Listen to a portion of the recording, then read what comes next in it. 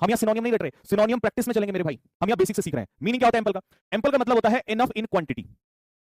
अगर किसी चीज की मात्रा जितनी हमें चाहिए उतनी है या उससे थोड़ी सी ज्यादा, तो इसे हम कहते हैं इनफ, मतलब कमी नहीं होगी इसमें। आपने कहा कि मेरे पास तो बहुत सारा पैसा है, एम्पल। हमारे पास तो बहुत सारे रिसोर्सेज है, एम्पल रिसोर्सेज। तो जब आपके पास किसी चीज की मात्रा प्रचुर, हिंदी वालों दिल मारो फेंक के फटाफट, जब भरपूर मात्रा हो, जितनी जरूरत है उससे ज्यादा मात्रा हो, तो उसे हम कहते हैं मेरे भाई एम्पल। इंग्लिश में आइए, there was ample food on the table. Sentence वही मिलेगा जो आपकी पिक्चर होगी, सोचो किस लेवल की मेहनत की गई होगी। और एक और लास्ट चीज, बहुत सारा क्या होता है, कई बार आपने देखा होगा कि भाई हमने डिक्शनरी से वर्ड उठाया और सारे कॉपी पेस्ट कर दिए। नहीं, ये बहुत सारे लोगों की बहुत सारी मेहनत है और तुम्हारे भाई ने बहुत शिद्दत से मेहनत कर रखी है। इसमें वर्ड हमने वही चूज किए हैं जो पेपर में आते हैं। रुको, ऐसे नहीं कर रहे हो आप कि कुछ भी उठा दिया और आपको पढ़ा दिया उठा के। रुको जरा इधर देखो, आपको वही वर्ड्स मिलेंगे पढ़ने को, इधर आ जाओ। आपको वही वर्ड्स मिलेंगे पढ़ने को जो आपके एग्जाम्स में आते हैं, जो आपके एग्जाम्स में आते हैं वही वर्ड मिलेंगे।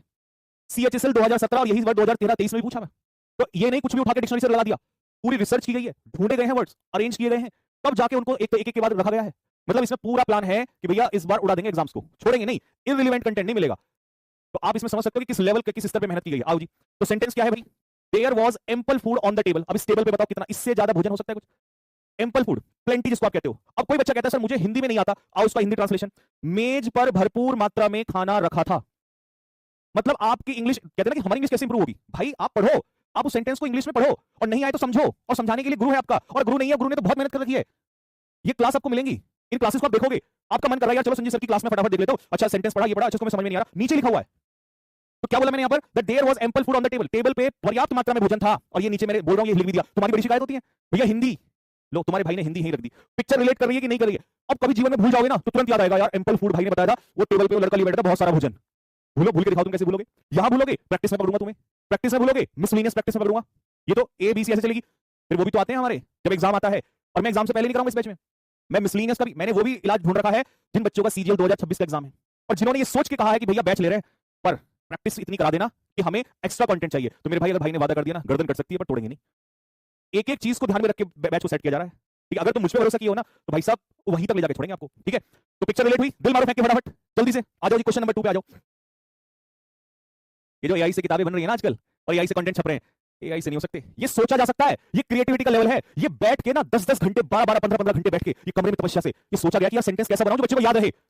मैं यहाँ ऐसी को पिक्चर ना रख दूं कि जो मैंने पता लगा न्यूजीलैंड इंग्लैंड कहीं से जो बच्चा रिलेट ही ना कर पाए। रिलेटेबल बनाना है यार उसको, उसको हमें ये बताना है कि भाई तू कर सकता है, तू सीख सकता है। अगर कोई तुझे ये कहता है कि इंग्लिश नहीं सीख सकता तो मैं सिखाऊंगा उसको, हम उसे इतना रिलेटेबल कर देंगे मेरे भाई कि वो जीवन में भूल ही नहीं सकता। अब तुम मुझे बताओ, दूसरा वर्ड है एक्मे, पार्ट ऑफ स्पीच क्या है? नाउन। अच्छा एक्मे होता क्या है? द हाईएस्ट पॉइंट और स्टेज दैट समथिंग रीचेस, मतलब वो पीक, वो चोटी जहां तक एक इंसान पहुंचता है, शिखर। हिंदी में क्या इसको कहेंगे मेरे भाई? किसी चीज का सबसे ऊंचा बिंदु, स्तर या चरम सीमा, या हिंदी में आप इसको कह सकते हो शिखर, top point. Acme is what?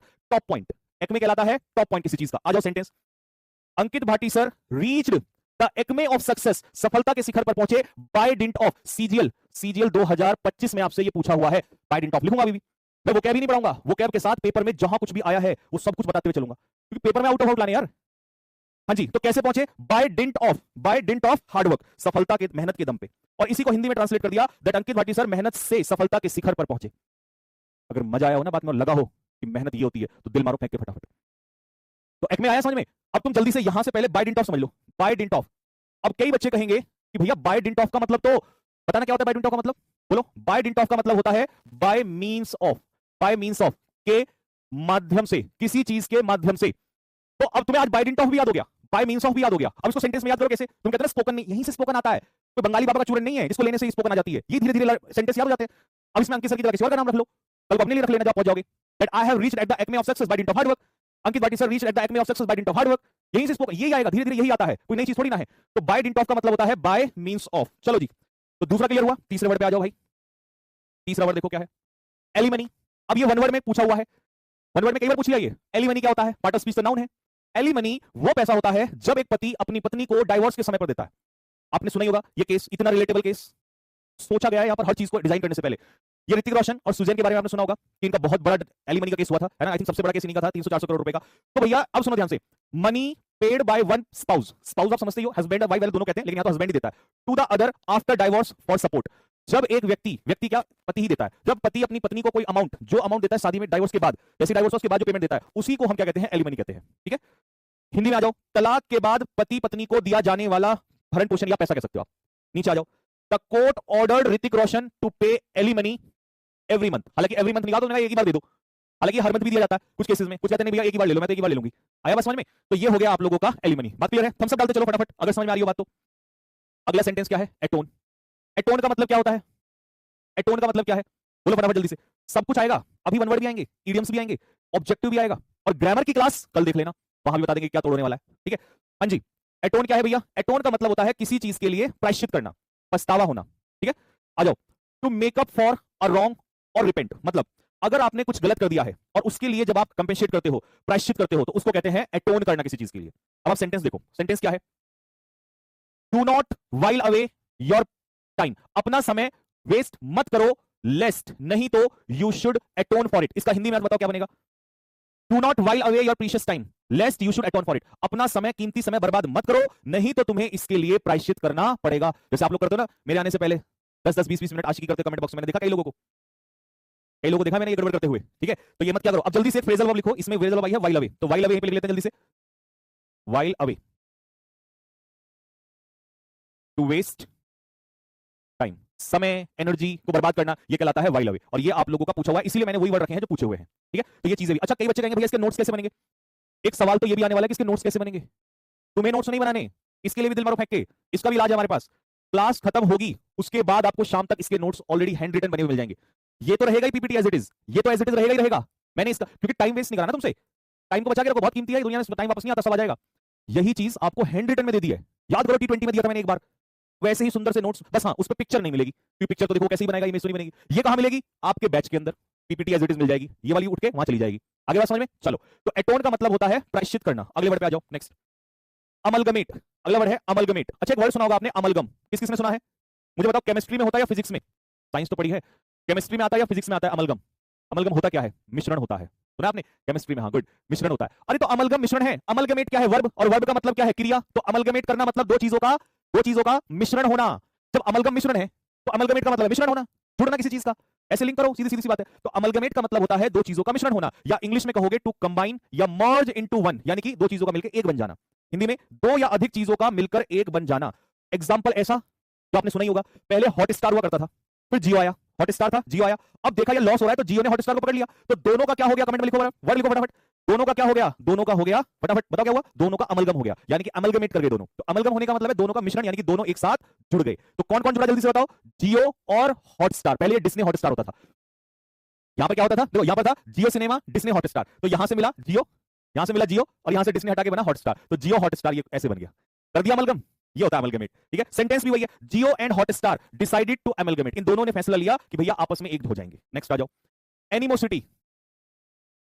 किससे है हमारी दुश्मनी सबसे ज्यादा? कौन है वो भिखारी देश हमारे आस पड़ोस में? बताओ। एक नया भी आया है अभी, बांग्लादेश, सुना होगा तुम लोगों ने। हाँ तो यही है भाई साहब हमारे। ठीक है बार बार पिटाई खाते हैं लेकिन फिर भी मानते नहीं है। तो एनिमोसिटी देखो किसी भी वर्ड के लास्ट में, अब ये ग्रामर में सिखाऊंगा, ये चीज आपको ग्रामर के कल की जब डेमो होगी ना वहां सिखाई जाएगी।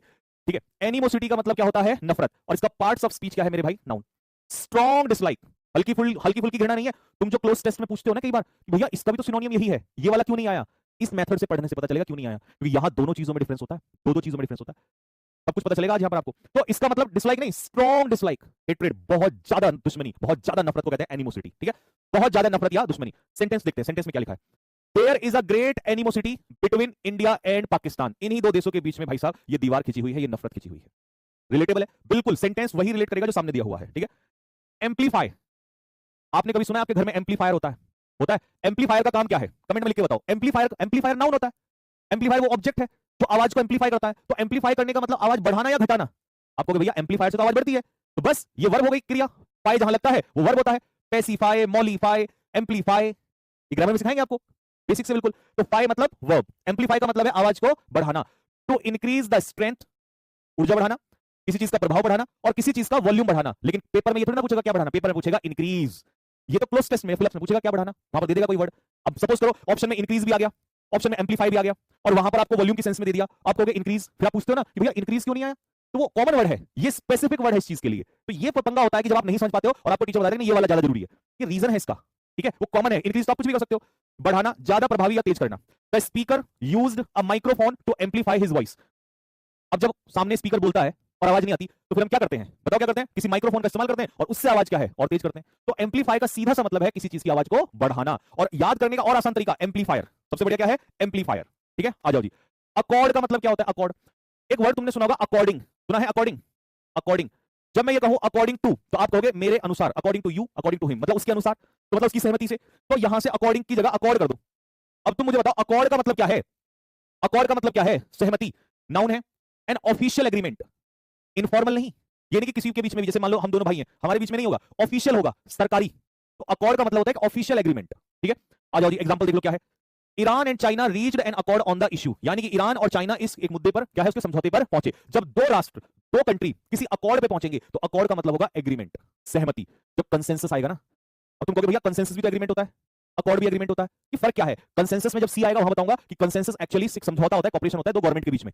अब इसीलिए कभी भी आप देखते हो क्लोज टेस्ट में, फिलअप्स में जब वर्ड आते हैं कंफ्यूज करते हैं, एक जैसे दिखते हैं, तो वो इसीलिए नहीं लगा पाते हम लोग। ठीक है जी, तो ये हो गया हमारा ऑफिशियल एग्रीमेंट। आ जाओ जी अगला वर्ड, अगला है एडवर्स। पार्ट्स ऑफ स्पीच क्या है? एडजेक्टिव। आपको दिख रहा होगा धुआं, जिंदगी धुआं धुआं कर देते हैं हम लोग। और आपको पता है कि भैया ड्रग्स, एल्कोहल और स्मोकिंग, जितना ज्यादा बर्बाद स्मोकिंग करता है ना दुनिया में, वो कुछ नहीं कर सकता। और लोग सिगरेट इसलिए पीते हैं जिससे कि स्वैग दिखाने के लिए, ये नहीं पता कि यहां पर लंग्स की बैंड बजी हुई है।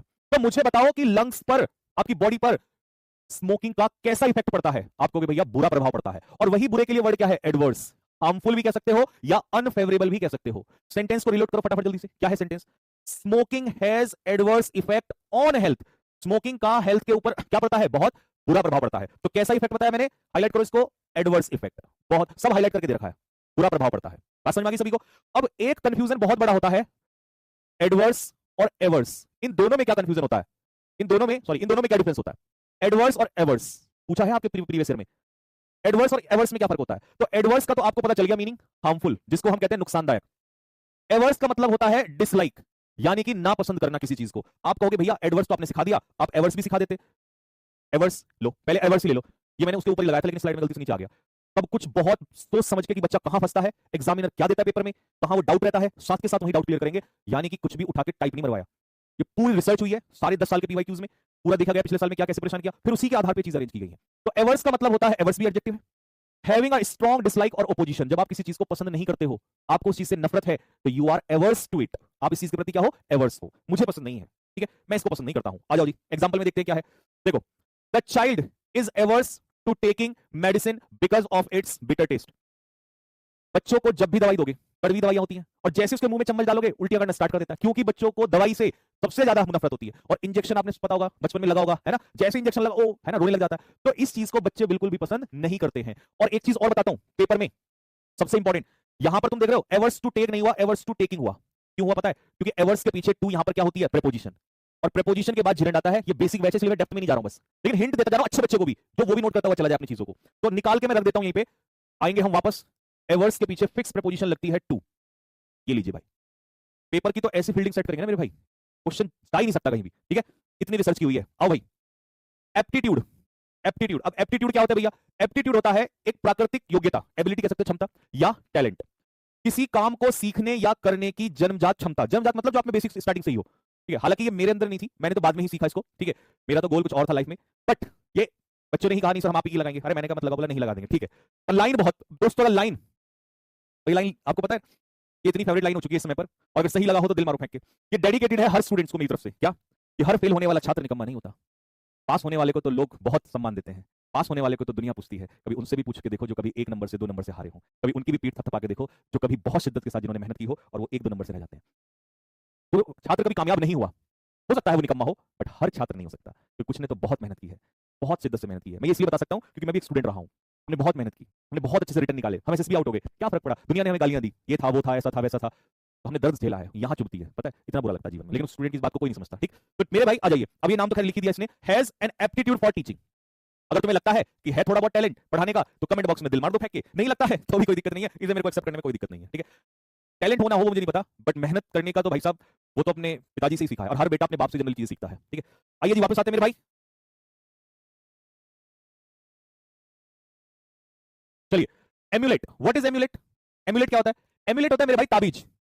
What is emulate? एम्यूलेट होता है मेरे भाई ताबीज। अब तुम मुझे बता दो, अब तुम मुझे बता दो जल्दी से फटाफट, अब तुम मुझे बता दो, आपने देखा होगा बहुत सारे लोग ताबीज पहनते हैं, बहुत सारे लोग जो है वो ताबीज पहनते हैं, देखा आप लोगों ने? बहुत सारे लोग ताबीज पहनते हैं, इसलिए पहनते हैं, मैं ये गलत और सही नहीं कह रहा हूं, वो इसलिए ताबीज पहनते हैं, उसका एक ही कारण है ताबीज पहनने का। पता है कारण क्या है? क्योंकि वो ऐसे सोचते हैं कि यार जैसे ये रहा ना एक, नहीं मेरे इसमें भी है ये रहा, भाई हर माँ एक जैसी होती है, वो जनरली चाहती है कि उनके बच्चों को नजर ना लगे। तो जो बुरी आत्माएं हैं, बुरी आत्माएं हैं, भूत प्रेत है, ये सब कुछ जो है वो दूर रहे। क्या हुआ? Vote attack? इसमें देखना जरा कैसे है, इस चीज का वोट अटैक। अब क्या बता गई यार? अच्छा, अरे करने दो दुनिया को, हमें नहीं पता। तुम यहां हो यार, मेहनत इतनी कर रखी है भाई ने, इन सबको छोड़ो। An object want to protect against evil or bad luck, मतलब जब कोई ताबीज, जब आप कोई ताबीज पहनते हो, जब कोई ताबीज पहना जाता है, और वो इसलिए कोई भी चीज जब पहनी जाती है जिससे कि बुराइयां, जिससे कि बुरी चीजें, आत्मा भूत प्रेत दूर रहे, उसको हम कहते हैं एम्यूलेट। तो एम्यूलेट समझ में आ गया सभी को, ताबीज समझ में आ गया सभी को? चलो जी आगे चलते हैं। एडहेयर का मतलब होता है फॉलो करना, टू फॉलो स्ट्रिक्टली, और स्ट्रिक्ट फॉर्मली टू समथिंग, मतलब किसी चीज का, किसी नियमों का, सिद्धांतों का सख्ती से पालन करना, इसे हम कहते हैं एडहेयर। बात क्लियर हो गया सभी को? एग्जांपल में है we must adhere to the rules, हमें रूल्स को एडहेयर करना चाहिए, हमें रूल्स का क्या करना चाहिए? पालन करना चाहिए। आ जाओ जी, यहां पर आ जाओ फटाफट। ये देखो, अब ये बंदा यहां से चला, इसको यहां जाना था, यहां पर है नो टर्न, मतलब उल्टा ही जा रहा है। तो भारत में तुम्हें पता ही है कोई भी फॉलो नहीं करता है, मतलब 60% तो नहीं करते हैं, 40% लोग करते हैं। तो एडहेयर का मतलब होता है किसी चीज का पालन करना। और एक चीज को अंडरलाइन कर लो जल्दी से फटाफट कि एडहेयर के पीछे फिक्स प्रपोजिशन आती है टू, ये पेपर में काम आएगा। अच्छा, जो बच्चा इस समय वो देख रहा है, जो हमारे भाई नोट्स बनाता है, बेटा ये जो मैं अलग से लिख रहा हूं बच्चों के लिए, ये चीज हाईलाइट करके अलग से नोट्स में बढ़िया सुंदर तरीके से डिजाइन करना, ठीक है? तो एडहेयर टू का मतलब होता है पालन करना किसी चीज का। ऑडेसिटी,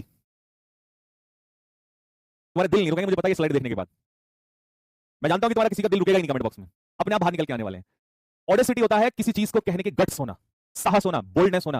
और शायद फोटो के बाद तुम्हें ये बात समझ में आ गई होगी कि भैया आपने बहुत मेहनत की है, कसम से बहुत मेहनत की आपने इस बैच के लिए, मेरे भाई बहुत किया।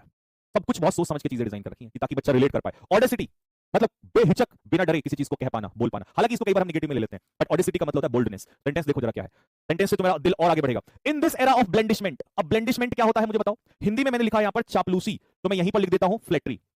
इस चापलूसी के युग में, इन दिस एरा ऑफ ब्लेंडिशमेंट, इस चापलूसी के युग में, पीपल सेल्डम, सेल्डम का मतलब होता है कभी कभार, सेल्डम का मतलब होता है कभी कभार, लोग कभी कभार, have the audacity to question politicians. Hindi में बताओ इसका क्या मतलब है? आज के इस चापलूसी के युग में बहुत कम लोग होते हैं जो राजनेताओं से क्वेश्चन पूछ पाते हैं, बहुत कम लोगों के पास ये गट्स होते हैं कि वो लोग, ऑडेसिटी होती है कि वो लोग क्वेश्चन पूछ पाए। एग्री करते हो? इस इंसान के पास है।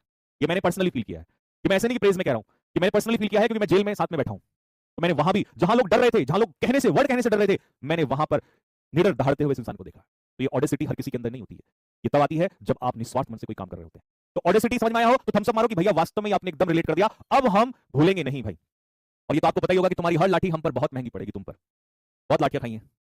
असैसिनेशन, पिक्चर बिल्कुल एकदम सटीक लगाई है। असैसिनेशन, राजीव गांधी असैसिनेशन हर बच्चा जानता होगा। असैसिनेशन का मतलब होता है the planned killing of a famous और इंपॉर्टेंट पर्सन। जब किसी राजनेता को या किसी फेमस व्यक्ति को प्लान्ड तरीके से मारा गया हो। एक सेकंड तुम बेसिक कर रहे हो, ध्यान से सीखो।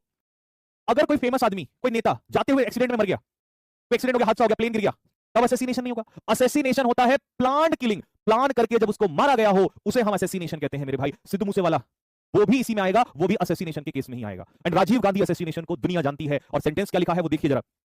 The assassination of Rajiv Gandhi shocked the nation. Hindi वालों दिल मारो फेंक के, राजीव गांधी की हत्या ने पूरे देश को झकझोर दिया। और असैसिनेशन की स्पेलिंग भी आती है, याद करो स्पेलिंग मेरे साथ जल्दी से फटाफट। कैसे लिखेंगे? देखो, गधा, गधे के पीछे दूसरा गधा, फिर उसके पीछे मैं, फिर मेरे पीछे सारा राष्ट्र। लिख दो फटाफट। एसएससी 2025 में ही ये तुमसे पूछा हुआ क्वेश्चन है मेरे भाई, स्पेलिंग एरर्स में भी। स्पेलिंग भी कराऊंगा, मैंने वो भी सोच रखा है, जो सीजे में लंबी लंबी वाली नहीं आई थी 30 35 लेटर की, तब का इलाज ढूंढ रखा है। देने दो उसको बायोलॉजी केमिस्ट्री है ना, जाने दो। चलो जी आओ अगला क्वेश्चन पे आओ। एमिलियोरेट, एमिलियोरेट का मतलब होता है किसी चीज में सुधार करना। To make a bad situation better, किसी बुरी स्थिति को बदतर नहीं करना, बुरी स्थिति को बेहतर करना, इंप्रूव करना, सुधार करना, किसी चीज को बेहतर करना, किसी बुरी स्थिति को बेहतर करना। और सेंटेंस ऐसा अगर दिल पे लग जाए तो मेरे भाई कमेंट बॉक्स में दिल मारो फेंके। क्या? ओनली एजुकेशन, केवल एजुकेशन ही है जो कि can ameliorate the condition of women. दुनिया में आप महिलाओं की स्थिति को सुधार ही नहीं सकते, केवल एक ही चीज है जो उनको सुधार दे सकती है, जो उनको आत्मसम्मान दे सकती है, वो है एजुकेशन। आप मत दीजिए उस लड़की को दहेज, आप मत करिए उसके लिए कुछ भी, आप मत जोड़िए पूरी जिंदगी पैसा, सिर्फ और सिर्फ उसको क्या दे दीजिएगा? एजुकेशन। उसको वो राइट है एजुकेशन का। अगर हर लड़की को उसकी एजुकेशन मिल जाए जितनी उसको चाहिए, जब एक बाप बेटे को पढ़ाते समय ये नहीं सोचता कि मेरा घर बिक जाए, मेरा खेत बिक जाए, तो मैं ये पूछना चाहता हूं कि वो बाप उस बेटी को पढ़ाने के लिए क्यों हिचकता है, वो क्यों पीछे हटता है? इस दुनिया में अगर कोई सम्मान दिला सकता है तो वो सिर्फ और सिर्फ एजुकेशन है। केवल एजुकेशन के दम पे ही हम एक सम्मान दिला सकते हैं एक लड़की को, एक नारी को। और एग्जांपल है आपके सामने है, चाहे किरण बेदी हो, चाहे भारत की first person of India is, कौन है? महिला। कैसे पहुंची वो, किस तरीके से पहुंची? वो सिर्फ और सिर्फ अपनी मेहनत के दम पे पहुंची, वो एजुकेशन के दम पे पहुंची। अगर इनको एजुकेशन ना मिली होती तो आज इतना बड़ा सम्मान इनको नहीं मिला होता। एग्जांपल बताओ मैंने क्या लिखा, only education can ameliorate the condition of women, और चाहे वो इस कंट्री में हो या किसी भी देश में हो, केवल एजुकेशन ही है। कोई दहेज की जरूरत नहीं है, सबसे बड़ा दहेज लड़की खुद है, बस उसको सिर्फ और सिर्फ उतनी एजुकेशन चाहिए जितनी उसको चाहिए। नेक्स्ट अगले सेंटेंस पे आइए। नेक्स्ट वर्ड है अपीज। अपीज का मतलब क्या है भैया? अपीज का मतलब होता है, पहले तो यहां पढ़ लो, टू काम शांत करना, पेसिफाई शांत करना किसी को, by meeting their demands, meeting का मतलब है उनकी मांगे पूरी करके, किसी की मांग पूरी करके शांत करना। अब थोड़ा सा हंसने का वक्त आ गया है, और ये सच्चाई भी है, झूठ तो नहीं है। आपने देखा होगा कि बहुत बार जनरली लड़कों के साथ ऐसा होता है कि लड़कों को डेट्स याद नहीं रहती है। पति शादी के बाद डेट्स भूल जाते हैं, कभी पत्नी का बर्थडे भूल जाते हैं, कभी पत्नी की एनिवर्सरी, अपनी फर्स्ट एनिवर्सरी भूल जाते हैं, और तो और यहां तक भी होता है कि पत्नी के भाई का बर्थडे भी याद रखना पड़ता है। अब इतना सारा बेचारा कैसे करे, जीवन में वैसे ही बहुत तंग है। तो अब पत्नी को जैसे ही पता लगा याद नहीं है, भूल गया, अब पत्नी तो गुस्सा हो जाती है, खाना भी नहीं मिलेगा, पति को मनाना भी पड़ेगा भाई। तो वो क्या करता है, फिर वो ऐसे ऐसे वादे करता है, खोखले प्रॉमिस करता है, ठीक है, जिनको पूरा नहीं करेगा लेकिन उस समय पर कर देगा। तुम्हें देखो नेकलेस भी दिला के लाऊंगा, तुम्हें देखो अंगूठी भी दिला के लाऊंगा, तुम्हारे लिए चांद भी तोड़ के लाऊंगा। तो ये सारी चीजें होती हैं, ठीक है। अब मेरी बात सुनो, यहां देखो, हस्बैंड्स आफ्टर मेकिंग, ये मेक नहीं होगा मेकिंग, ये करेक्शन कर देना भाई इसके अंदर है, आफ्टर मेकिंग, क्योंकि आफ्टर प्रेपोजिशन है और प्रेपोजिशन अपने पीछे जिरंड लेता है, ये ग्रामर में सीखेंगे आज, वो क्या है तो कल ग्रामर भी है। After making empty promises, empty, empty का मतलब खोखले, खोखले प्रॉमिस करते हैं। After making empty promises to appease their wives, अपनी पत्नियों को शांत करने के लिए, ऑफन ऑफन फॉरगेटिंग देयर, ओहो ये उल्टा पुल्टा कर दिया इसमें, ये ऐसे मैं चेंज करके लिख देता हूं, ये ऐसे होगा, करेक्शन कर देंगे इसमें। हस्बैंड्स ऑफन, अक्सर क्या करते हैं, often forget, husbands often forget their empty promises, नहीं नहीं सॉरी, ये तो उल्टा पुल्टा कर दिया, अक्सर अपनी पत्नी शादी की सालगिरह भूल जाते हैं अपनी पत्नी को मनाने के, ये बात कर। अच्छा, husbands often forget their anniversary, मैं वही तो कहूं, वर्ड कहां चला गया इसमें, उल्टा पुल्टा कर दिया। तो देखो सेंटेंस ये होगा, husbands often forget their anniversary and they appease their wife by making hollow promises, यानी कि एम्प्टी प्रोमिसेस करके, खोखले वादे करके वो अपनी पत्नी को मनाते हैं, और भाई साहब पहले जो उनकी एनिवर्सरी है, बर्थडे है, उस सबको भूल जाते हैं। तो ये थोड़ा सा उल्टा पुल्टा कर दिया यहां पर, ये सारा का सारा इसलिए ग्रामर के हिसाब से चलना पड़ेगा इसमें, ठीक है, कोई नहीं, ये करेक्शन कर देंगे, ठीक है, सॉरी फॉर दैट। चलो नेक्स्ट अगले पे आते हैं, यहां तक क्लियर है भाई? और आपकी वाइफ कहां है भाई? मतलब मेरी वाइफ होगी तभी मतलब मुझे एक्सपीरियंस होगा। हम समाज में नहीं देखते कुछ आसपास क्या होता है, पड़ोसियों को नहीं देखते है भाई, हमसे बड़े वाले भी, हमसे ऊपर भी होंगे, घर वाले भी होंगे, कुछ भी, सारी चीज हमसे रिलेट कर दो एकदम। लो जी, अब आओ अगले पे, नेक्स्ट है अपरेंट। अब अपरेंट क्या होगा? अपरेंट का मतलब होता है जो चीज ऑब्वियस हो, जो चीज स्पष्ट दिखाई दे रही हो। इस आदमी का देखने तुम्हें लंगूर जैसा नहीं लगता? देखने में नहीं लगता ऐसा, सच में मेरे को तो ऐसे लगता है। इसका मतलब चेहरा भी ऐसा लगता है जैसे बंदर नहीं होता इस टाइप का। पूरी दुनिया को परेशान किया हुआ है भाई ने हमारे। अपरेंट। अब अपरेंट का मतलब क्या होता है? क्लियरली सीन और अंडरस्टूड या ऑब्वियस। जब कोई चीज साफ साफ दिखाई दे रही हो, स्पष्ट रूप से समझ में आ रही हो, उसको हम कहते हैं अपरेंट। अब इसने जो जो पकड़ा है ना, कौन सी कंट्री का प्रेसिडेंट है बताना, वो कौन सी कंट्री का प्रेसिडेंट है? ट्रम्प्स इंटेंशन, ट्रम्प की जो इंटेंशन है are apparent to the world. Trump's intentions are apparent to the world. क्या मतलब इसका? कि जो ट्रम्प के इरादे हैं वो दुनिया के सामने स्पष्ट हैं। उसको लगता होगा कि हम मूर्ख बना रहे हैं कि नहीं, हमने तो इसलिए पकड़ा है इनको, सब कुछ पता है कि तुमने क्यों पकड़ा है। कौन सी कंट्री का था? नहीं, यूएसए का तो ये है। वो कौन सी कंट्री का था जिसको पकड़ा था? वेनेजुएला। हाँ, तो दुनिया को बता कि नहीं, हमने इसलिए पकड़ा है, इसलिए उनको रखा है, क्योंकि सबको इनके इरादे पता है। तो ट्रम्प की जो इंटेंशंस है, ट्रम्प के जो इरादे हैं वो क्या है? अपरेंट है। अपरेंट का मतलब ऑब्वियस है, ठीक है। Next, adulation. एडुलेशन क्या होता है भैया? चापलूसी। क्या कहते हैं इसको? चापलूसी। पार्ट्स ऑफ स्पीच क्या है इसका? नाउन। एक्सेसिव प्रेज, सही है, प्रेज सही है, लेकिन जब प्रशंसा बहुत ऊपर चली जाती है, जरूरत से ज्यादा चली जाती है, तो उसको हम कहते हैं एडुलेशन, चापलूसी। एक्सेसिव प्रेज या एक्सेसिव एडमायरेशन, तो इसमें एक्सेसिव है, बहुत ज्यादा, जरूरत से ज्यादा प्रशंसा को हम कहते हैं एडुलेशन। समझ में आ गया? अब तुमने ये देखा ही होगा, जो छोटे छोटे नेता नहीं होते, आज हमारी विधायक जी से बात हुई, आज हमारे फलाना अध्यक्ष जी से गिफ्ट प्रदान करते हुए भेंट कार्य हुआ, समझ रहे हो? वो क्या करते हैं? चापलूसी करते हैं। क्यों? क्योंकि उनको पता है अगर राजनीति में ऊपर उठना है तो आपको अपने बड़े सीनियर्स की क्या करनी पड़ेगी? चापलूसी तो करनी पड़ेगी, ठीक है। और मैं पहले कह देता हूं, मैं पहले कहता हूं कि यहां किसी से भी कोई लेना देना नहीं है, ये सिर्फ आपको समझाने के उद्देश्य से, डिस्क्लेमर पहले डाल दिया मैंने, सिर्फ समझाने के उद्देश्य से लिखा गया है, सिर्फ समझाने के उद्देश्य से लिखा गया, अदरवाइज का कोई उद्देश्य नहीं है, किसी के इमोशंस को हर्ट करना नहीं है, कुछ नहीं है। हो सकता है भी हर्ट हो जाए, बट हम तो सिर्फ अपने बच्चों के लिए ऐड कर रहे हैं ताकि याद हो जाए, और होता है, ऐसा होता है, झूठ भी नहीं है, आपने देखा होगा। अभी थम्स अप डाला होता है कि नहीं होता है कि छोटे बच्चे जो हमारे नेता होते हैं, यंग लीडर्स होते हैं, वो पॉलिटिशियंस की क्या करते हैं? करते हैं एडुलेशन, प्रैक्टिस करते हैं वो। चलिए, तो young political leaders show adulation for their senior politicians, तो उनके सीनियर जो नेता होते हैं उनके प्रति चापलूसी करते हैं। एमनेस्टी क्या होता है भाई? एमनेस्टी, एमनेस्टी होता है क्षमादान, an official pardon for political offences. Political offences मतलब जब आपने कोई क्राइम किया हो पॉलिटिकली और आप जेल में बंद हो, तो आपको क्षमादान दिया जाता है, माफ कर दिया जाता है, इसी को हम क्या कहते हैं? एमनेस्टी कहते हैं। ये रहे देखो कैदी सारे के सारे, अब इनको रिहा किया जा रहा है। जब इनको रिहा किया जा रहा है तो इनको क्या मिली? कमेंट बॉक्स में स्पैम करो, क्या मिली इनको? एमनेस्टी मिली। क्या मिली? एमनेस्टी, ठीक है। राजनीतिक अपराधों के लिए दी गई सरकारी माफी को ही हम एमनेस्टी कहते हैं, ठीक है। The government announced amnesty for political prisoners, ठीक है। तो उन कैदियों को क्या दे दी? एमनेस्टी दे दी, यानी कि क्षमादान दे दिया। नेक्स्ट, अन्ना हजारे। अब ध्यान से सुनना और बताना कि ये रिलेवेंट है कि नहीं है। एडमेंट का मतलब होता है जो अपनी बात पर अड़ा हुआ होता है, अड़ा हुआ, फॉर्म, जो अपने ओपिनियन को बदलने को तैयार ही नहीं है। और अन्ना हजारे जब आंदोलन हुआ था तो वो इंसान इस बात पे अड़ा हुआ था कि लोकपाल बिल लाया जाए, लाया जाए, लाया जाए। तो अन्ना हजारे के लिए हमने लिखा है that Anna Hazare was adamant about the implementation of the Lokpal bill. Lokpal bill के इंप्लीमेंटेशन को लेकर, लोकपाल बिल के इंप्लीमेंटेशन को लेकर Anna Hazare was adamant, he was firm. तो दृढ़ संकल्प लिया होता, मैं अपना ओपिनियन चेंज नहीं करूंगा, जिसको करना है जो कुछ करना है कर लो। तो इसीलिए एडामेंट होता है जो अपनी बात पर अड़ा हुआ होता है। Firm, refusing to change one's opinion, अपना ओपिनियन बदलेगा नहीं वो बंदा।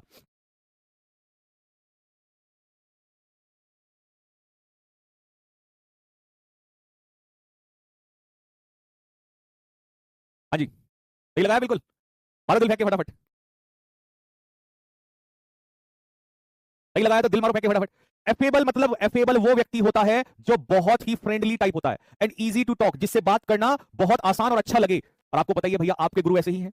Rahul Tewatia sir is a very affable teacher. मेरे भाई एग्री करते हो कि नहीं करते हो? कमेंट बॉक्स में दिल मारो फेंक के फटाफट। He is a very affable person, मतलब वेरी फ्रेंडली। आप जब भी बात करोगे प्यार से हमेशा, रेयरली कभी आप ऐसा देखोगे गुस्सा होते हुए। Very affable person. देख रहे हो मतलब स्मार्टनेस देख रहे हो भाई है? चलिए अगला आ जाओ। एनालॉजी। अब ये आपने रीजनिंग में सुना होगा, एनालॉजी सुना है? एनालॉजी होती है सिमिलरिटी, समानता। जब हम दो चीजों की सिमिलरिटी दिखाते हैं, दो चीजों में समानता दिखाते हैं, तो उसे कहते हैं एनालॉजी। रीजनिंग में किसने सुना है? थम्स अप डालो कि भैया मैंने सुना है। सुना है रीजनिंग में? तो ऐसे ही आपने देखा होगा कि हमें कई बार बहुत सारी चीजें किसी से जोड़ के समझाई जाती है। जैसे मैं भी तो ये कर रहा हूं, मैं इतनी देर से आपको क्या रहा हूं, समझाता रहा हूं एनालॉजी के माध्यम से। जब आसानी से समझ में ना आए तो टीचर को क्या करना चाहिए? एनालॉजी, सिमिलरिटी, दो चीजों में समानता दिखा दो।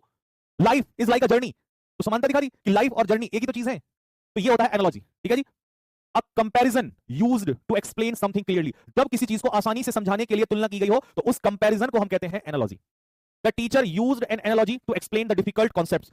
जब कोई डिफिकल्ट टॉपिक आता है तो उसको समझाने के लिए टीचर यही तो यूज करता है, एनालॉजी तो लगाता है, एग्जांपल ही तो देता है समझाने के लिए। जैसे आपको नवीन सर जी पढ़ाते थे तो वो क्या करते थे? हिस्ट्री का कोई ना कोई रिलेट करते थे, या किसी ना किसी चीज से रिलेट करते थे, तो वो उसको क्या करते थे? समानता, सिमिलरिटी दिखाते थे, कंपैरिजन करते थे दो चीजों में। इसी को एनालॉजी कहेंगे हम लोग। ठीक है, नेक्स्ट। एडेज। एडेज का मतलब क्या होता है भाई? एडेज का मतलब होता है कहावत। और जनरली कहावत आपने देखा होगा हमारे बुजुर्ग लोग ही देते हैं, देते कि नहीं देते हैं? जब भी किसी बुजुर्ग के पास पहुंचोगे वो आपको एक कहावत सुना देगा। वो बताएगा कि यार ईमानदारी ऐसी चीज होती है ना? कुछ ना कुछ कहावत वो छोड़ते ही हैं। तो उस कहावत को, उस प्रोवर्ब को हम क्या कहते हैं मेरे भाई? उसे हम एडेज कहेंगे। क्या कहेंगे? एडेज। तो एडेज का मतलब होता है a short well known saying that express a journal truth. ठीक है, अनुभव से निकली हुई प्रसिद्ध कहावत। तो आपको भैया इतना लंबा रटना पड़ता है? नहीं, ये बिगिनर बच्चों को बता रहा हूं, ये तो सिर्फ एक बार पढ़ने के लिए है। पेपर में तो इतना सा आएगा, बस ये इतना सा, ये आएगा, ये आएगा बस प्रोवर्ब। ये तो इसलिए है ताकि बेसिक से एक बार पढ़ तो लो, पता तो चले कि एक्सपीरियंस के दम पे बोली गई लाइन, उसी को हम कहते हैं कहावत। ठीक है, जो सत्य है। The adage honesty is the best policy is still true. तो ईमानदारी आज भी सत्य होती है। ठीक है, आज भी बेस्ट पॉलिसी है। एसिडस। मैंने कितनी बार क्लास में बताया कि एसिडस में क्या छिपा है? एस। और एस क्या होता है? गधा। और गधा क्या होता है? मेहनती। गधा क्या होता है? मेहनती होता है। तो एसिडस का मतलब क्या हो गया? मेहनती। और इसका पार्ट्स ऑफ स्पीच क्या है? एडजेक्टिव। वैसे भी जहां ओयूएस लगे वो क्या ही होता है? एडजेक्टिव ही होता है। आ जाओ मेरे भाई। The students of Sanjeev sir are assiduous in their studies. झूठ नहीं बोलता मैं, अच्छा यही है। बहुत मेहनती है हमारे बच्चे। एक एक क्लास में क्वेश्चन जब उड़ाते हैं ना, तो उनसे ज्यादा मेहनती नहीं है भाई, बहुत मेहनती है हमारे बच्चे, बहुत मेहनत करते हैं शिद्दत से। तो ये कहलाता है मेरे भाई एसिडस। तो संजीव सर के स्टूडेंट्स कैसे हैं मेरे भाई? स्पैम करो फटाफट जल्दी से। संजीव सर के स्टूडेंट्स पढ़ाई में कैसे हैं भाई? अच्छा गधे हैं वो बात तो ठीक है, पर मेहनती हैं। गधे तो इसलिए हैं थोड़े से नालायक भी हैं। ठीक है जी। तो गधे तो है ही, पर नालायक, मतलब नालायक तो है ही पर मेहनती भी हैं।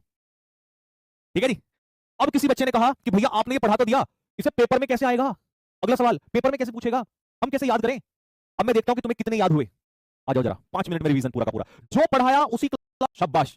अब आ जाओ जरा, तुम मुझे ये बता दो, अगर तुम्हें ये देख के आनंद आ रहा हो कि भाई इस इंसान ने कितनी मेहनत की हुई है। ईडियम्स भी नहीं छोड़े, ईडियम्स भी।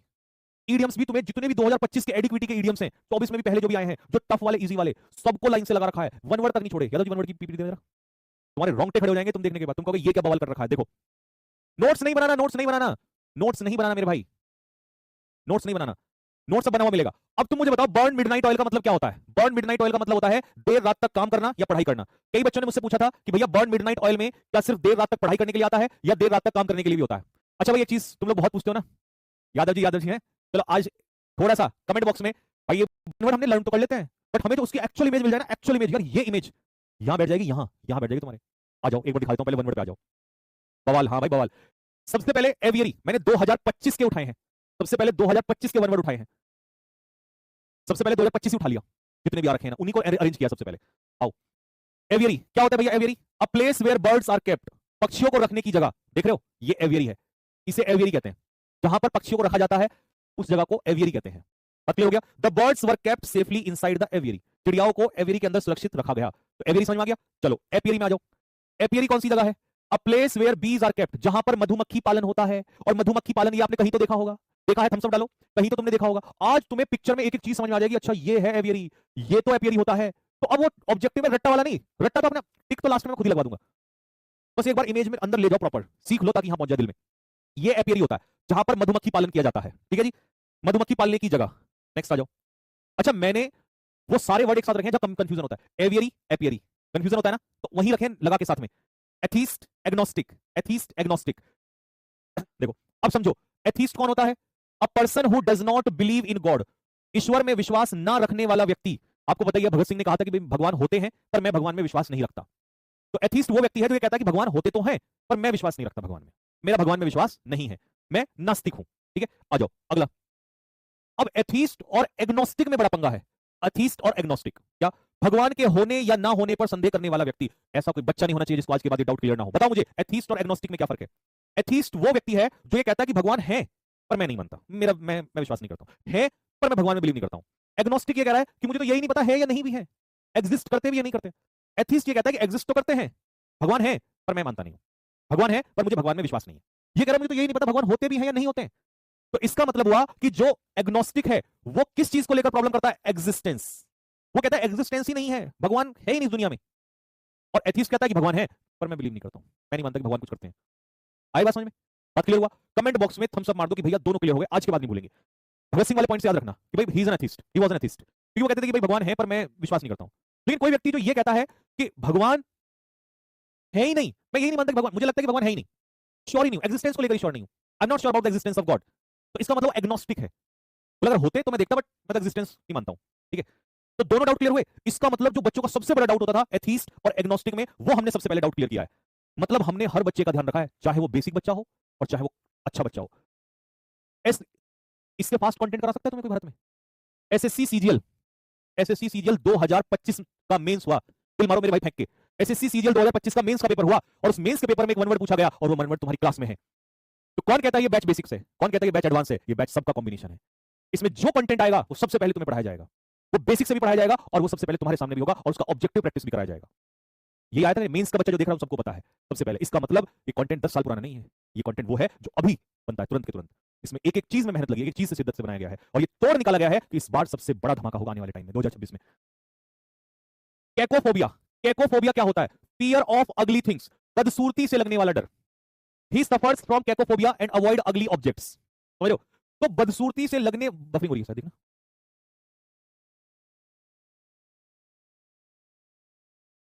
चल रही है, अच्छा ठीक, थैंक गॉड। मेरी क्लास में हमेशा बफरिंग होती है, पता नहीं उल्टी सीधी हरकतें मेरी क्लास में क्यों होती है। और ये अब से नहीं, सन 2019 से पढ़ा रहा हूं, तब से ये चीजें चलती है। जब भी कोई बहुत शिद्दत से क्लास लेता हूं तभी कुछ ना कुछ हो जाता है।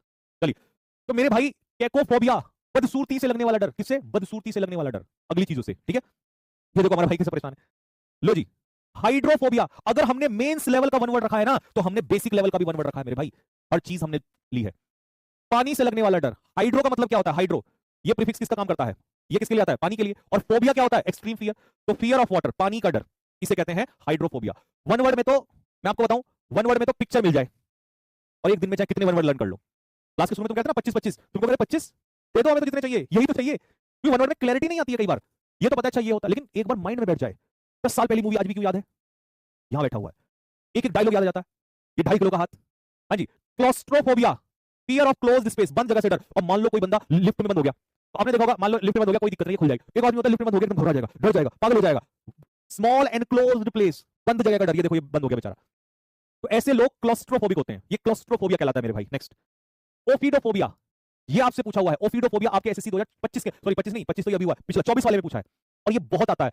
किससे लगने वाला डर होता है? ये देखो, स्नेक से। कुछ लोग सांप से इतने डरते हैं कि जैसे ही सांप देखा सामने तुरंत एकदम पागल हो जाएंगे, चक्कर आ जाएंगे उनको। तुम्हें से भी लगता होगा कुछ को डर, है ना? ओफिडोफोबिया। तो ओफिडोफोबिया, ओफिडोफोबिया होता है फियर ऑफ स्नेक, सांप से लगने वाला डर। लो जी, अब मेरी बात सुनो ध्यान से, ये तो समझ में आ गया। 4 फोबिया रखे थे मैंने, देखो जरा कितने, 1 2 3 4, हाँ 4 रखे थे। क्योंकि क्लास को ऐसे अरेंज नहीं किया कि एक दिन पागलों की तरह 100 फोबिया करवा दिए। कोई सेंस है इस बात का? कोई बच्चा लर्न कर पाता है इतने सारे? बिगिनर बच्चा तो वैसे भी नहीं कर पाता, अच्छा भी नहीं कर पाता। जितना पचाया जा सकता है। 4 फोबिया इंपॉर्टेंट। क्लास नंबर 2 में फिर ऐसे डालेंगे, थोड़ा थोड़ा थोड़ा थोड़ा हर चीज से। अब सुनो, सीजीएल 2025, सीजीएल 2025 पे 2 वन वर्ड थे जिनमें सबसे ज्यादा कंफ्यूजन था। क्या था? एक वर्ड तो था इनकॉम, ये लिख लिया, ये देखो यहाँ पे, ये देखो सीजीएल 2025 का है। अगर एडिक्विटी का तोड़ निकालना है तो मेरे भाई भाई के साथ रहो, दोनों मिलकर आतंक मचा देंगे। ठीक है, चेयरमैन साहब जो घूमती गेम चलाते हैं ना, हम चलाएंगे उनका घूमता गेम। एनकॉमियम यूलॉजी, दोनों में क्या फर्क है? ये भी प्रशंसा, ये भी प्रशंसा, और दोनों वन वर्ड में थे और दोनों एक ही ऑप्शन में थे। अब चेक कर लेना जाके, दोनों एक ही ऑप्शन में। अगर इतना डीपली नहीं सीखोगे तो जिंदगी में ये सोचते रहोगे कि कर पाएंगे नहीं कर पाएंगे। आइए, यूलॉजी, अ स्पीच, पीछे कहां गया? अच्छा आ गया। A speech praising a dead person, जब किसी मृत व्यक्ति की प्रशंसा में कोई स्पीच बोला जाता है। इसका एग्जांपल मैं दूंगा, ऑस्ट्रेलियन क्रिकेटर फिल ह्यूज, तुम्हें कुछ को नहीं पता होगा, ऑस्ट्रेलियन क्रिकेटर थे फिल ह्यूज। बॉल लगी, बॉल लगते ही ये भी टूट गया, हेलमेट भी, मृत्यु हो गई। जैसी मृत्यु हुई, ठीक है, मतलब जैसी बॉल लगी वैसे ही तुरंत मृत्यु हो गई। उसके बाद उनकी प्रशंसा में एक स्पीच, अंग्रेजों में काम होते हैं ज्यादातर, उनकी प्रशंसा में एक स्पीच बोला गया, और उनके जो कैप्टन थे उस समय पर स्मिथ, स्टीव स्मिथ, उन्होंने ये स्पीच बोला था उनके लिए। तो वो स्पीच जो था वो यूलॉजी था। तो इसमें सारा खेल क्या है, मृत व्यक्ति, और जो ये होता है हमारा ये एनकोमियम, ये एनकोमियम भी एक स्पीच है। A speech or piece of writing praising someone, किसी की प्रशंसा में लिखा गया लेख या स्पीच। अब मुझे बताओ, यहां जो भी ये बंदा स्पीच बोल रहा है प्रशंसा में, ये मृत के लिए नहीं बोल रहा है, ये जीवित है, वहां मृत के लिए था। तो मुझे बताओ जल्दी से, अब बताओ, दोनों प्रशंसा, दोनों स्पीच है, ठीक है, दोनों स्पीच है, दोनों स्पीच है, लेकिन बताओ मृत व्यक्ति के लिए कौन है, बताओ कौन सा मृत व्यक्ति के लिए है?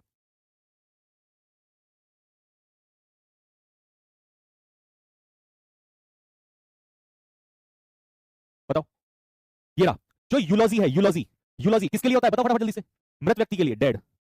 और ये डेड के लिए, तो ये जीवित के लिए है, बात खत्म, ठीक है। Alive, one who is alive, जो जीवित है। लो जी भाई, अगले पे आ जाओ। एसएससी स्टेनो का एग्जाम होता है, जानते होंगे आप में से कुछ बच्चे। उसमें एक वन वर्ड पूछा था, पॉलीग्लॉट और लिंग्विस्ट में क्या फर्क है, 2025 में ही पूछा था, 25 में या 24 में से, क्योंकि मैंने पहले रिसेंट में 25 और 24 को ध्यान में रखा है, मैं ऐसे चलूंगा पीछे से, 25 24 23 ऐसे चलूंगा, क्यों, ठीक है। तो वहां ये पूछा, कोई एग्जाम नहीं छोड़ा, SSC GD MTS CHSL NDA CDS सब कुछ, चलने तो जरा, देखते रहो क्लास जैसे जैसे चलेंगी ना आगे, सब कुछ उड़ा के रख दिया है। पॉलीग्लॉट और लिंग्विस्ट में क्या फर्क होता है? Polyglot, a person who knows many languages, जो व्यक्ति बहुत सारी भाषाएं जानता है, या तो लिख सकता है या बोल सकता है। जैसे मान लो मैं पॉलीग्लॉट हूं, मैं हिंदी बोल सकता हूं, मैं इंग्लिश बोल सकता हूं, और अगर मैं कहूं कि मैं उर्दू सीख लूं, या मैं पंजाबी, मुंडिया, है ना, या देसी, देसी हरियाणवी, हाँ भाई पढ़ ले, नहीं तो देही तोड़ दी जाएगी, ऐसे बोलते हैं ना, देही तोड़ देंगे तेरी, देही तोड़ देंगे। ऐसी जैसे आपने देखा होगा ईस्ट में कुछ ऐसा बोलते हैं, कहा कर रहा है ना, तो आई एम पॉलीग्लॉट, पॉलीग्लॉट, ठीक है। तो polyglot one who knows many languages, जिसको बहुत सारी भाषाएं आती हैं, ठीक है। अच्छा, लिंग्विस्ट क्या है? लो जी, linguist, a person who studies languages, studies का मतलब है किसी पर्टिकुलर भाषा पे रिसर्च करता है, क्या करता है, रिसर्च। तो मुझे बताओ, ये तो किसी एक लैंग्वेज पे रिसर्च करेगा, और पॉलीग्लॉट सिर्फ बहुत सारी भाषाएं या तो लिख सकता है, या तो लिख सकता है या बोल सकता है, या तो लिख सकता है या बोल सकता है, बहुत सारी भाषाएं, ये रिसर्च करता है। तो लिंग्विस्ट, लिंग्विस्टिक से बना है। तो लिंग्विस्ट क्या हुआ, जो बहुत सारी भाषाओं, सॉरी लिंग्विस्ट क्या हुआ, जो किसी भाषा पे रिसर्च करता है, स्टडी, अध्ययन कैसे बनी। और पॉलीग्लॉट तो हम और आप हैं,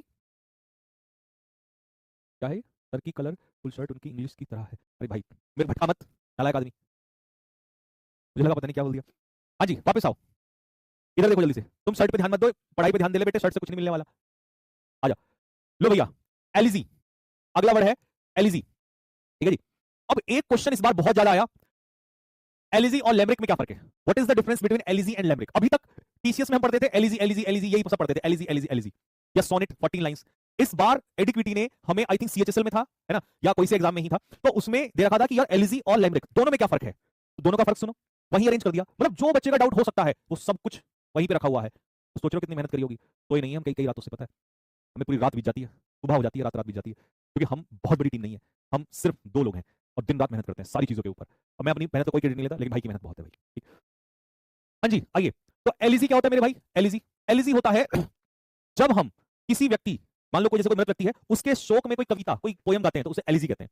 आप कहोगे सर मृत व्यक्ति के लिए तो हमने अभी कुछ पढ़ा था, वो स्पीच था, उस स्पीच का नाम बताओ कमेंट बॉक्स में, स्पीच क्या था, वो यूलॉजी, क्या था, यूलॉजी, वो स्पीच था, ये पोयम है, ठीक है। तो क्या कहा उसने, अ पोयम एक्सप्रेसिंग सोरो फॉर द डेड, मृत व्यक्ति का दुख प्रकट करने के लिए जब कोई कविता गाई जाती है तो उसे हम कहते हैं एलिजी। वहां प्रशंसा कर रहे थे, यूलॉजी से हम एक स्पीच के माध्यम से प्रशंसा कर रहे थे, ठीक है। आ जाओ जी, लाइमरिक, ये नया है, ये एडिक्विटी 2025 में आया है, बहुत बच्चों को ये पता ही नहीं होता क्या आ गया, इसीलिए मार्क्स नहीं आते फुल। ये 5 लाइन की कविता होती है, 5 लाइन की मजेदार कविता। तो डिफरेंस बताओ क्या हुआ, एलिजी, एलिजी क्या होता है, एलिजी होती है शोक गीत, शोक मनाने के लिए, और लैम्ब्रिक क्या होता है, ये मजेदार कविता होती है। कितने लाइन की होती है, 5 लाइन की होती है। अब देखो मैंने कविता भी लिखी है यहाँ पे, चूहा बोला नए साल में ऐसी हेल्थ बनाऊंगा चूहा बोला नए साल में ऐसी हेल्थ बनाऊंगा, बहुत सताया है बिल्ली ने उसको कच्चा चबाऊंगा, कभी सुनाई पड़ी दूर से बिल्ली जी की म्याऊं, चूहा बोला चलता हूं पर करके कसरत में आऊं। तो ये कैसी हुई, दिस इज कॉल्ड लैम्ब्रिक। ये क्या, ये शोक मनाने के लिए है, नहीं, शोक मनाने के लिए नहीं है, ये तो मनोरंजन मजाक के लिए, मस्ती के लिए, मजेदार कविता है ये। कितने लाइंस की है ये, 5 लाइंस की, 5 लाइंस की कविता है, 5 लाइन की कविता है, 5 लाइन की। और एलिजी कितने लाइन की थी, एलिजी में लाइन नहीं गिनते, एलिजी शोक गीत होता है। किसी व्यक्ति, सॉरी किसी मृत व्यक्ति के मरने पर, मतलब किसी किसी व्यक्ति के मरने, हिंदी में किसी व्यक्ति के मरने पर जो कविता गाई जाती है शोक मनाने के लिए, दैट इज कॉल्ड एलिजी, ठीक है, बात समझ आ गया। अब हम आगे चल के सोनेट भी पढ़ेंगे, सोनेट जो कि 14 लाइंस की होती है, बट वो मैंने किसी और चीज के लिए रखी है, उसको किसी और एग्जाम में दिया था, मैं वहां से जोड़ूंगा, तो पेज 13 में आ रखा है, लेकिन उसका पेपर कंपैरिजन करूंगा कि उससे किससे दिया हुआ था। तो अभी हमने लाइमरिक और एलिजी पढ़ लिया है। Flora, flora. फ्लोरा क्या होता है मेरे भाई? Plant life of a region, किसी पर्टिकुलर क्षेत्र के पेड़ पौधों को हम कहते हैं फ्लोरा। तो ये सारा क्या है? फ्लोरा। अब जिसने फ्लोरा पढ़ा है तो फौना भी आएगा, तो लो मेरे भाई फौना तुरंत। Animal life of a particular region, तो किसी क्षेत्र के, किसी पर्टिकुलर क्षेत्र के जो एनिमल्स होते हैं उसे हम एनिमल लाइफ, एनिमल्स मतलब एनिमल लाइफ, ठीक है, तो उसे हम क्या कहते हैं? फौना। तो फ्लोरा में क्या आएगा? फ्लोरा मतलब फूल, ठीक है, और फौना में क्या आएगा? फौना में आएंगे एनिमल्स, तो इसीलिए फ्लोरा एंड फौना आपने सुना होगा। तो plant life and animal life. तो फौना बताओ क्या होगा? फौना एनिमल लाइफ, और फ्लोरा क्या होता है? फ्लोरा होता है प्लांट लाइफ, ठीक है, दोनों साथ में ले लिए। अब आपने बहुत सुना होगा हैंगार के बारे में। What is हैंगार? हैंगार वो जगह होती है जहां पर क्या खड़ा किया जाता है। अब मैं तुम्हें ना वैसे नहीं सिखाऊंगा कि तुम्हें समझ में नहीं आ रहा, पिक्चर सामने दे दी है, अब तो देखते सीख जाओगे, अब सोचना नहीं पड़ेगा। हैंगार, अच्छा ये वो, अब तुम ये नहीं कहोगे एयरपोर्ट, एयरपोर्ट में तो पैसेंजर्स होते हैं, ये देखो, ये देखा होगा आपने, इसका ऊपर है ना ऐसे बना के रखते हैं, और इसमें हम इसको खड़ा करते हैं एरोप्लेन को या एयरक्राफ्ट को। जहां पर एरोप्लेन और एयरक्राफ्ट खड़े किए जाते हैं उसे एयरपोर्ट नहीं, एयरपोर्ट में तो पैसेंजर्स रहते हैं, तो एयरपोर्ट नहीं लगाना वहां पर, एयरपोर्ट अलग चीज हो गई है, ठीक है। A large building where aircraft are kept, जहां पर वो खड़े किए जाते हैं या उनको रिपेयर किया जाता है, देखो रिपेयरिंग हो रही है ना उसकी, तो ये वो जगह होती है हैंगार। लेकिन जब ये आया तो पेपर में ये भी आता है, harbour. A safe place for ships, जहां पर पानी के जहाज खड़े किए जाते हैं, तो एयरक्राफ्ट कहां खड़े किए जाते हैं? हैंगार। और शिप्स, पानी के जहाज कहां खड़े किए जाते हैं? हार्बर में। आगे बात समझ में? आओ जी। डॉकयार्ड में क्या होता है? डॉकयार्ड बताओ, डॉकयार्ड में क्या होता है? हैंगार एक ऐसी जगह है जहां पर पानी के जहाज खड़े किए जाते हैं, और डॉकयार्ड ऐसी जगह है जहां पर खड़े नहीं किए जाते। डॉकयार्ड में हम क्या करते हैं उनको बताओ जल्दी से? A place where ships are, या तो वो बनते हैं या उनकी मरम्मत होती है।